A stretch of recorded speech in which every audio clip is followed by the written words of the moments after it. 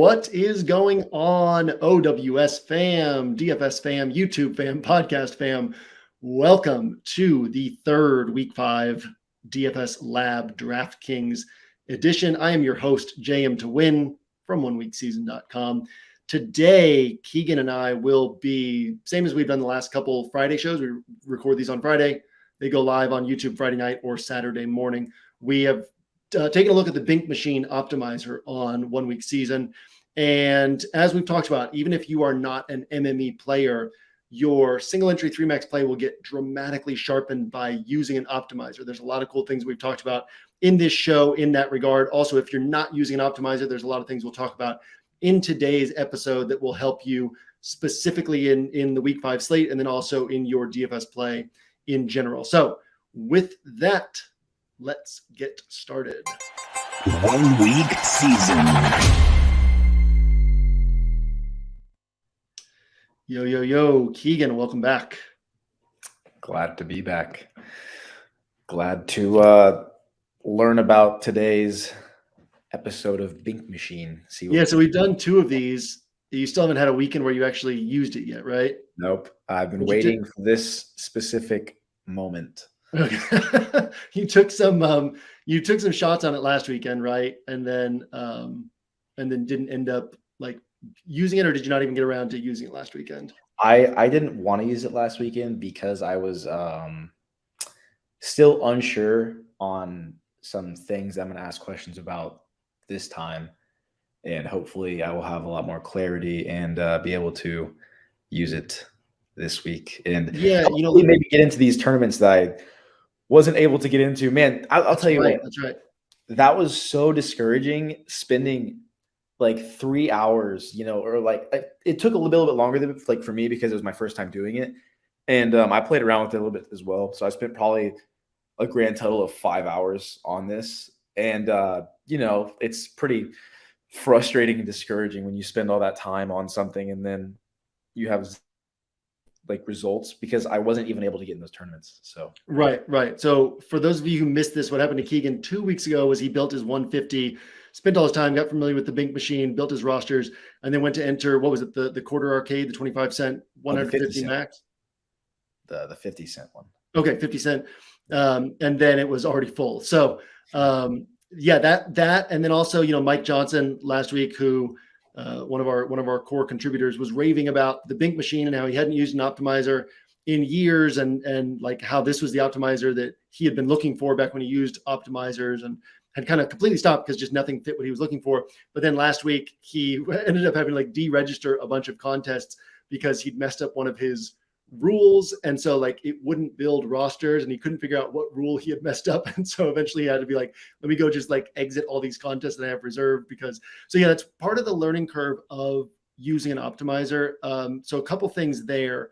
One thing is, well, actually let's go ahead, and this is probably a pretty cool thing to take a look at, and I'm going to go ahead and share. I was originally sharing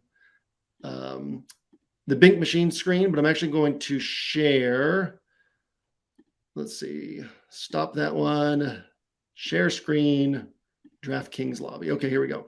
So you guys can see this now. So from a standpoint of how we handle the upload stuff. So over here, you see some of my practice builds here from this week, but over here, if you just build 150 lineups, and I guess I can't show both screens at the same time, but if you just build 150 lineups, there's a download lineups button, and you just download it from the Bink Machine, right? And you get 150 lineups. And then all you have to do from there is upload lineups, and then you just upload the CSV, and you don't have to touch anything. Everything's formatted exactly correctly, and it will just upload all the lineups to your contest.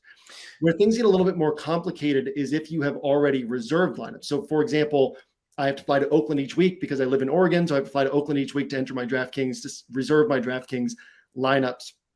And then I have to edit my reserved lineups later in the week. Similarly, if you're going to be building on Sunday morning and you want to make sure that a contest doesn't fill, you want to reserve your 150 lineups, and then you want to edit your entries. And this basically, you click this download button and it will download a CSV that is all of your entries. And it's actually a little bit complicated to show how to do this in this video because I don't have it set up. I wasn't thinking we would be showing this.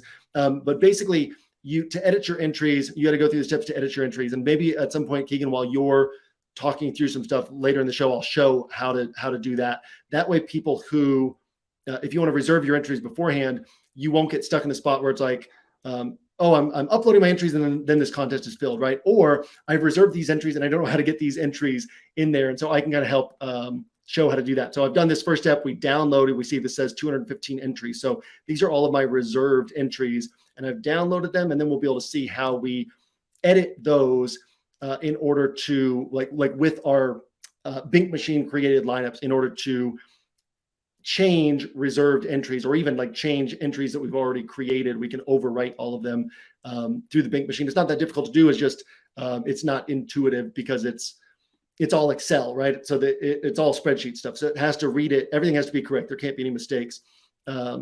Somehow we lost Keegan from the screen. There we go.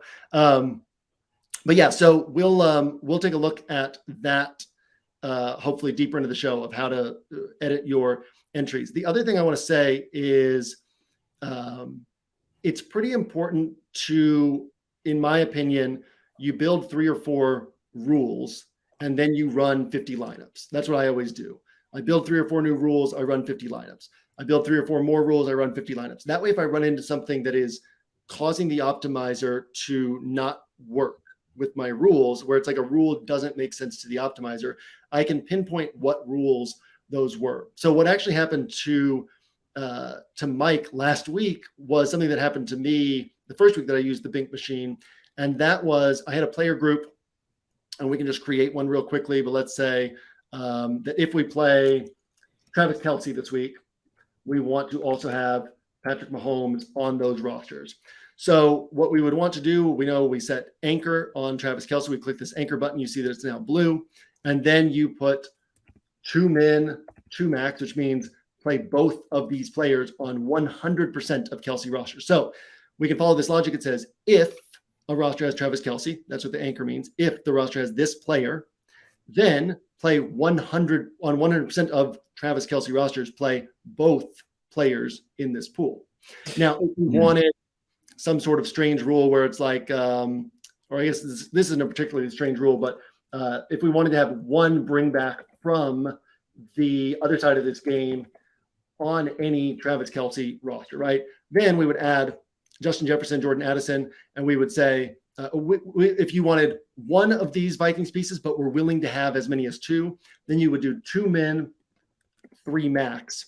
And that would basically tell the optimizer that if we have Travis Kelce on 100% of our Travis Kelce rosters, play at least 2 players from this pool and as many as 3 players from this pool. So that's, again, how the logic on these rules work.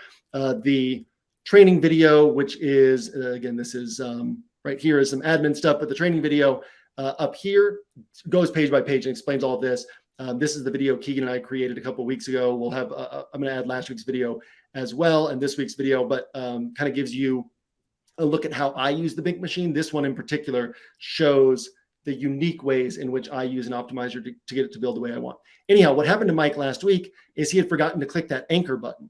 So he had a rule, but there was no anchor on the rule. So he was like messing around with all these, he had like 20 rules over here and he's messing around with all of them and trying to figure out which rule was causing the optimizer to not work.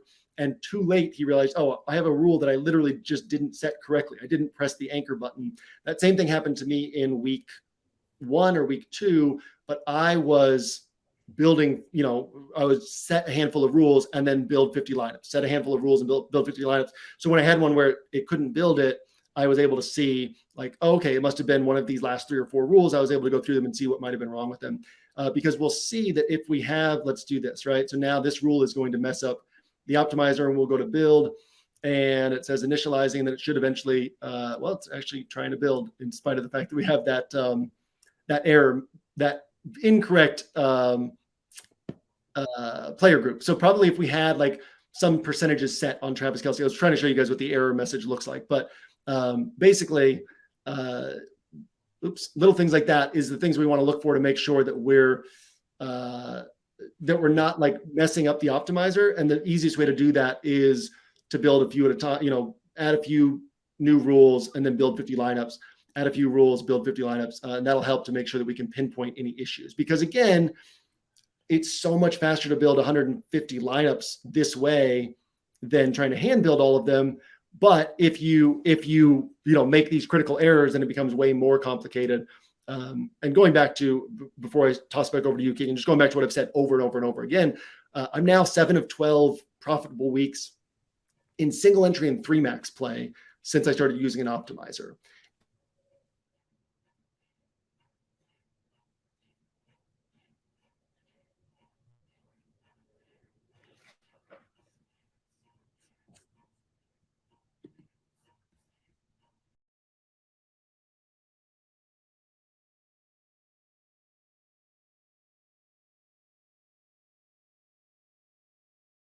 Right. And shopping through my rosters, I was able to find the roster that looked best to me. Keegan, could you still hear me during that little stretch right there? No, I keep lagging out. Yeah, every time that you see me go like to the bottom right there, I lag out, unfortunately. Okay. We've had the it's weird. I always do Ethernet so that I don't run into any Wi-Fi issues. But back-to-back weeks, we've had a show of ours where my Ethernet cut out, which doesn't make any sense. But yeah, we're doing the best we can. I've got the because I think I'm lagging out a little bit too. I've got the best Wi-Fi that you can buy, the fastest Wi-Fi you can buy. Got my Ethernet cord. Nothing's working right now. So it is what it is. But yeah, so again, being able to build a bunch of rosters and then shop through those rosters to find your best ones for single entry 3 max is just a really sharp way. And like I've said over the last couple of weeks, if you're playing $10, $20 a weekend, you probably can't justify the extra $7 or $8 a weekend for an optimizer.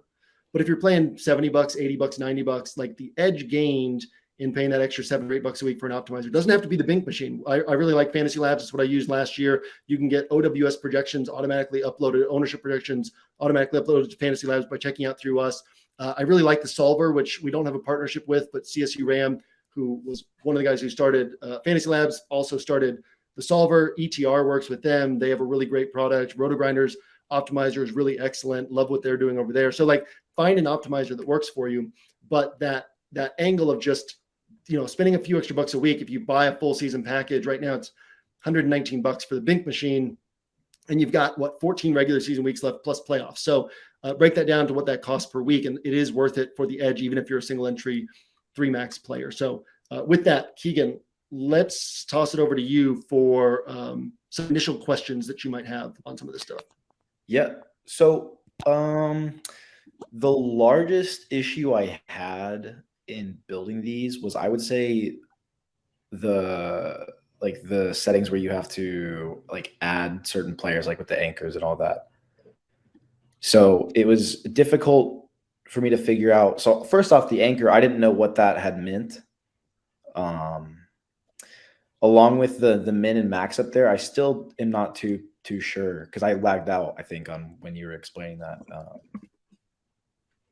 with the anchors. Okay, so again, that video from Caleb that's linked at the very top of the page, this one right here, the Opto tutorial, it does a really great job of explaining it in a way that it's going to make a lot of sense to you.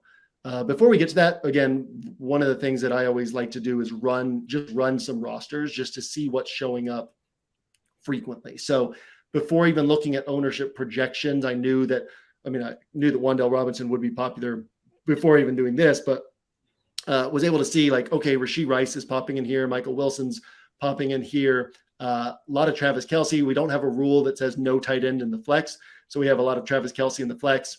A lot of Kyle Pitts and Zach Ertz on these early rosters, Tyler Boyd. So we can, and Devon Achane is obviously showing up well in projections and is therefore showing up in a lot of these optimizer builds. And so I really like doing that from a starting point, because we can see immediately the types of rosters that people are going to be going out of their way to build, taking on this value, kind of taking on these mid-tier running backs, Ramondre, Kamara, Devon Achane, Joe Mixon. These are all guys in this $5K to $6K range. And then trying to squeeze in Justin Jefferson's, the Jamar Chases from there. So Always like doing that just because we can see what an optimizer is pushing onto other people and what that's going to mean for ownership and all that. So, okay, so moving over to player groups. In fact, well, I'll build another 50 lineups again so that I can kind of show you what I like to do here. So I always like to just start without any rules, or I'll have some rules based on how I kind of laid out my exposure. But I like to start and see things like, okay, we see all these 2 tight end builds, right? So one of the first things that I want to do is now put a setting in that's going to force the optimizer to not have any tight ends in the flex spot. Because as we've talked about, the value of the tight ends is more the positional value, not the raw score that they're putting up. So before we even do anything else in terms of player groups, I would go over to the build settings and I would change this to say 0% tight end in the flex. And this is going to say that the maximum amount of rosters that are allowed to have a tight end in the flex is 0. Okay. So now we can build again, and we should see that none of these rosters have a tight end in the flex. The next thing that we're going to do is shop through these or look through these rosters and kind of see what sorts of pairings. So now again, all of a sudden we see this, right? No tight ends in the flex. The next thing we want to do is kind of look through these rosters and see what other rules we might want to add. So the optimizer, most optimizers are already going to be set up with settings, and the Bink machine is extremely intuitive in this regard. And one of the things that the Bink machine did, that Caleb did when he built this, was he looked through the data of like all Millie Maker winners and all large field tournament winners, and he set all of the presets to basically follow what's most optimal over time in terms of stacking settings and bring back settings and secondary stacks and all that. So if you touch no settings, you're just going to be set on like already automatically set on what's the most optimal way to set up your basic rules over time. And Caleb, obviously, he won a Millie Maker using this optimizer and using these rules that he has in place. And so from a starting point, you really don't have to change a lot. You're going to see that the correlation is already set up really well here, right? Like every Patrick Mahomes roster is going to have 1 to 2 pass catchers on it. We've got Travis Kelce, Rashee Rice, and we see Rashee Rice showing up in a lot of these. We see that Joe Burrow has Tyler Boyd on this roster. We see that it has a bring back from the Cardinals. But one of the things we could think about is, this is a good example, right? Can Joe Burrow be the tournament winning quarterback this week with Tyler Boyd? Can Joe Burrow post the had to have it tournament score? Because again, we're always thinking about what gets us to first place. Well, sure, Burrow can post 24 points without Jamar Chase having a big game. But the moment Joe Burrow is on a roster, we're saying he's the tournament winning quarterback. On that roster, we're making a bet on that particular roster that Burrow puts up the score you had to have at the quarterback position. Well, if that's the case, is Tyler Boyd going to be the wide receiver who helps him get there, right? And Jamar Chase doesn't put up the type of score that you needed. So one thing we could do is say, most of the time that Burrow hits, Jamar Chase is also going to hit, right? Yeah. And so we can go set a rule over here in the player groups. Let's go ahead and delete this rule. And we can set a rule where we add Joe Burrow and Jamar Chase. And what we want to do is say that on 80% of our Joe Burrow rosters, we want to have Jamar Chase. In other words, saying, sure, there's this outside shot that Burrow could end up having a big game without Jamar Chase, but more than likely, if Burrow's hitting, he needs Jamar Chase to hit as well. So then the anchor player is Joe Burrow. We say, if Joe Burrow is on this roster, then we want Jamar Chase on this roster. So now next we say on what percent of our Joe Burrow rosters? We could say 80% of our Joe Burrow rosters. So when Joe Burrow is on a roster, 80% of those rosters have to have Jamar Chase. And then the last bit of this logic is just telling us how many players from this pool are part of this rule. So again, we want both players from this pool. We want minimum of both players, maximum of both players, because there are only 2 players. So the logic of this rule now says 80% of our Joe Burrow rosters have both players. Those rosters, then I always name the group so that I can keep track of them. And then you kind of, and typically I'm going to have anywhere from like 12 to 20 rules. So it's really not that many rules, right? But you kind of keep finding new things. And a lot of times I've got 5 or 6 that I'm adding just as I put in my player pool based on my notes. And then I find others to add from there as I run through the optimizer and create some builds. So yeah, that's that part. You have any questions on that? Yeah, my biggest question is like when it comes to using the anchor specifically, you're doing so if when you click on the anchor for Joe Burrow, you're saying if I use Joe Burrow, I'm gonna have 80% Jamar Chase, but you're not necessarily saying Jamar Chase has to be with Joe Burrow if he's on any other rosters. You cut out on the very end of that. I'm not necessarily saying what? Saying that Jamar Chase has to be on 80% of like Joe. Correct. Let me rephrase. Correct. So this rule applies to Joe Burrow rosters. Now, similarly, we could have a second rule there. Like if Chase is hitting for a monster game, which isn't necessarily true this week because if T Higgins is out, like, and Joe Burrow is a pocket passer, right? Like we could say, could Chase go for 130 yards and 2 touchdowns without Burrow being a tournament winning quarterback? Yeah, because Burrow could throw for 270 and 2 touchdowns. And he's not running anywhere on that calf right now. So it's like you're getting 11 points through the air from him. You're getting 2 touchdowns. That's 19 DraftKings points from Burrow. And so Chase is putting up, say, 8 for 130 and 2 touchdowns. That's 36 DraftKings points with the bonus added in there. So Chase can go for 36 and Burrow is not a quarterback you had to have. But if you were like, I do want to force Joe Burrow on 100% of my Chase rosters, like I only want to play Chase if I'm also playing Joe Burrow, you would create a second rule that's a Chase anchor. And it says, if Jamar Chase is on this roster, then Joe Burrow is also on this roster. So it would be kind of the reverse of that first rule. And now you would have Chase as the anchor. And it would say 100% of Jamar Chase rosters have both of these players. And again, that's a good way to read it is read it from like, in terms of reading the logic, you can start from the percentage and then the anchored player and then the min max, right? So 80% of Joe Burrow rosters have both of these players. And that pathway of reading the logic will kind of help you to see exactly what you're saying. And so, So you'd have to create another group, right? If you want to do the Yep. So now you just do create another group. You'd call this, and let's actually do that rule with Kelsey we were looking at it already, but I like to primarily only play Kelsey with Mahomes because if Kelsey hits, Mahomes is hitting, so I want to take that free square. So let's say that we say this rule, and now we can read this rule as 100% of Travis Kelsey rosters have both of these players.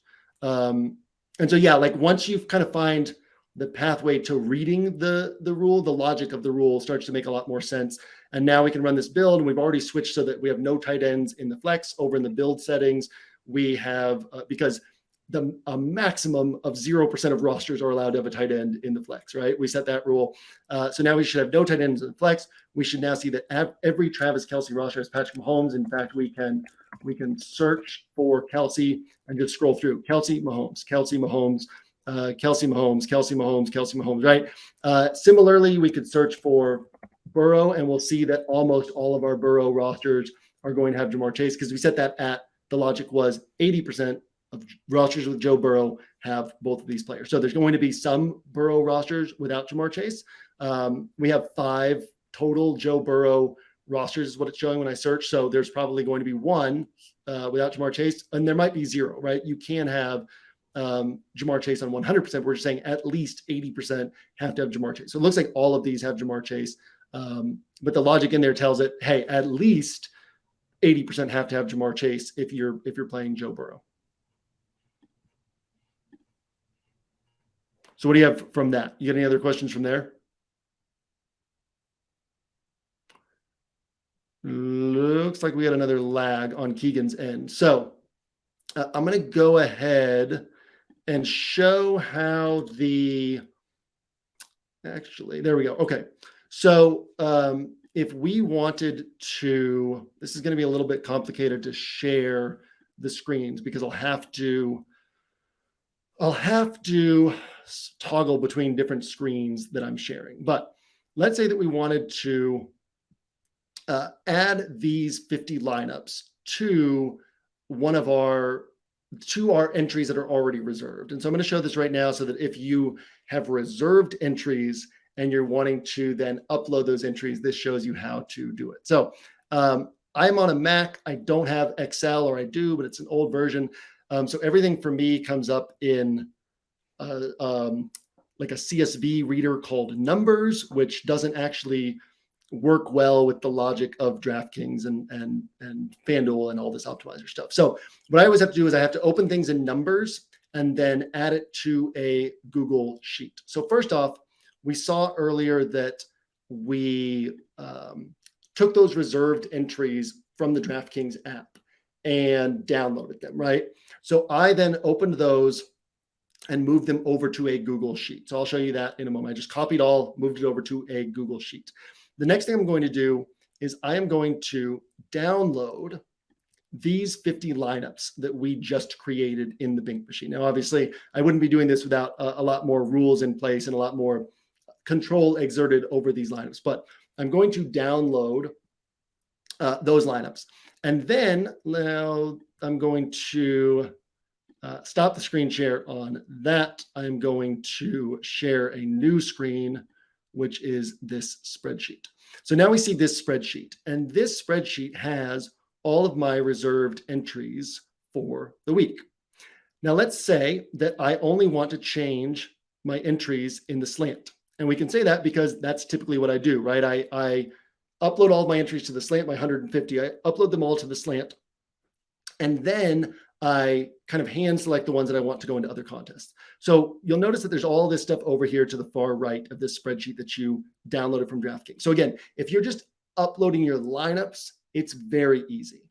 To upload your lineups, you just click the download button, go right over to DraftKings, click the upload lineups button, and upload that CSV, and all your lineups will just show up in your DraftKings account. It's extremely intuitive, and then you can enter them into contests from there, and you can mass enter them into contests. So it's where it becomes complicated is if you have reserved entries, which you might want to do if you're building on Sunday morning, reserved entries, and now you want to be able to go in and actually upload all these entries you've created. So what you do, we looked at it earlier, you download your entries, your entry sheet from DraftKings. In fact, just to make sure that all of this is kind of in the same place, let's go ahead and share that DraftKings screen again. And again, right here, you're going to click download. So you're downloading all of your entries. And then, like I said, if you're on a PC or if you have Excel, you can just open it and it should all work in Excel. Like I said, I always move it over to a Google Sheet. So I've downloaded my entries. I have moved it to this Google Sheet that I am now going to go back to. And so again, we see there's all this stuff over to the right, which is all like this data on the player IDs and all that stuff, their position, all that. Don't touch any of that. But what I want to do, because I'm just going to upload these rosters to the slant. So I am going to start from here. I'm going to delete everything, all the contests before the slant, delete those. And now we see we just have these slant contests right here, because those are the ones that I want to edit. And then I'm going to delete the ones below the slant as well. I actually don't know if I have to do this part, but I always do it just for sake of thoroughness. I then, right there, I cut these and move them up to the top. So again, everything over here, untouched, and that ensures that that DraftKings is able to correctly read this spreadsheet. Over here, we have my 150 reserved slant rosters or slant entries. The next thing that we're going to do is we already saved we downloaded those lineups from the Bink Machine, those 50 lineups. And again, these are not lineups that I'm actually going to be using, but I am going to, you guys can't see me doing this, but I am going to open this in Numbers, which is the pretty poor Mac Excel copycat, I guess you'd call it. I'm going to copy all of these lineups. And basically, I now have 50 lineups, and I just paste them in. And I got to delete that part. let's see, we can move, repaste it in right there. No. Okay, so I'm going to move all of these up one spot by copying them, cutting them. There we go. Now, paste them all in. And what this does is it tells DraftKings that on these entries, we're going to have these players, right? So this exact entry will now have these players. This exact entry will now have these players on down the list. Now, we only saved 50 lineups, so I can go ahead and delete the rest of these. And I don't believe that you have to do this. I think DraftKings can still read the spreadsheet correctly without deleting all of those. But again, I just want to make sure that I have as few opportunities as possible for things to mess up DraftKings. Again, we see nothing's been changed on the other part of the sheet. And we look and we make sure that this all looks right. We have quarterbacks, running backs, wide receiver, tight ends, flex, defense. All of the spots are covered. Nothing is in this column where there shouldn't be anything. And then all I do from there is if you're on Excel, right, you would just save that CSV. What I do is I download this as a CSV, and then you go back to, I'll have to, again, switch screens and go back to DraftKings. And I would then just click this upload CSV button, and I would upload that specific CSV. So from there, all of those entries would then be edited. So on Sunday morning or 4 a.m., whatever you'd call that, on Sunday morning, I have saved my 150 lineups for the slant. I go through that process, put those 150 lineups into the spreadsheet, save that as a CSV, upload that directly to DraftKings, and now my 150 slant contests that I've reserved have those 150 rosters that I've built for the slant. And from there, all that's left for me to do is shop through those rosters and pick which ones I want to put into other contests. Obviously, you could do that in advance as well and enter those into other contests. But if you're going to mass reserve 150 spots in the 50 cent, 150 max contest or the slant or the Millie Maker or whatever it might be, that's how you go through that process. Alternatively, if you want to just do what we've talked about and play single entry 3 max, not play 150, right? But just build 75 or 100 or 150 lineups that you can shop through. Then you can just go through that process where you download the lineups, you upload them to DraftKings. Now you have 150, 200 lineups right there in your DraftKings app. And that allows you to kind of see them. Obviously, you could look at them in the Bink Machine too, but I like to have that ability to see them in the context that I'm used to seeing them, right? I'm used to building lineups in the DraftKings app. I'm used to seeing lineups in the DraftKings app. So I'm able to spot sharp lineups in the DraftKings app. That's an area my mind is used to working in, right? And so rather than giving yourself a new area where you're going to shop through your lineups in the Bink Machine and only save the ones that you like, I like to just put them all, I would say just put them all into DraftKings, right? Download them, upload them, easy process. Now they're all in your account and you can go to a contest you want to play, go to import lineups and just shop one by one through those lineups and see which ones stand out to you the most from there. They're all going to be in your DraftKings account. They're already created. And so that's a really great way to do it if you're just playing single entry 3 max, but trying to leverage this ability to build a larger player pool, build 150 lineups, 200. I mean, if you're just doing this for single entry 3 max, you can build as many lineups as you wanted, right? You could build 200 lineups, you could build 300 lineups, you could build 75 to 100 lineups, but give yourself some lineups to shop through, find your absolute favorites and put those into your single entry 3 max contests. Looks like we lost Keegan. So I'm going to talk about a couple other things in this regard. One of the things that's been really successful for me in single entry 3 max, something that we talked about. It's a question that's been asked a lot over the years about like single entry 3 max. Do you just play one lineup in single entry, like across all your single entry contests? Do you play multiple lineups? So when I was hand building, I was likelier to have just 1 or 2 single entry lineups and 3 or 4 3 max lineups. Now that I use the optimizer and I'm shopping through it, I typically have anywhere from 10 to 14 single entry and 3 max lineups. And so some of them might be in 3 or 4 contests. Some of them might be in just 1 contest. Squirrel Patrol, who I do my single entry show with on Roto Grinders on Fridays, one of the all-time greats in DFS. He takes a similar approach. I think for him, it's usually like anywhere from 6 to 8 single entry lineups on a given week. But what that allows you to do is it allows you, the example I used from last week where I had Devon Achane on a single entry lineup that finished 16th place in a $50 single entry contest, 1,100 entries, finished 16th place. And if I'm just hand building and building one single entry lineup for the week or two single entry lineups for the week, I'm probably not putting Achane on that lineup. Similarly, I had that roster that finished second place last week in the $200 single entry double spy, 1,000 entries, finished second place, had Nico Collins on it. Well, if I'm just building one single entry lineup, I'm probably not going out of my way to put Nico Collins on it.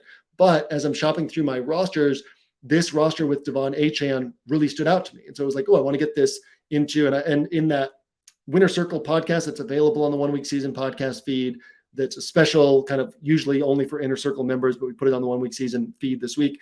I walk through how I selected my lineups in week 4 and like what that process looked like.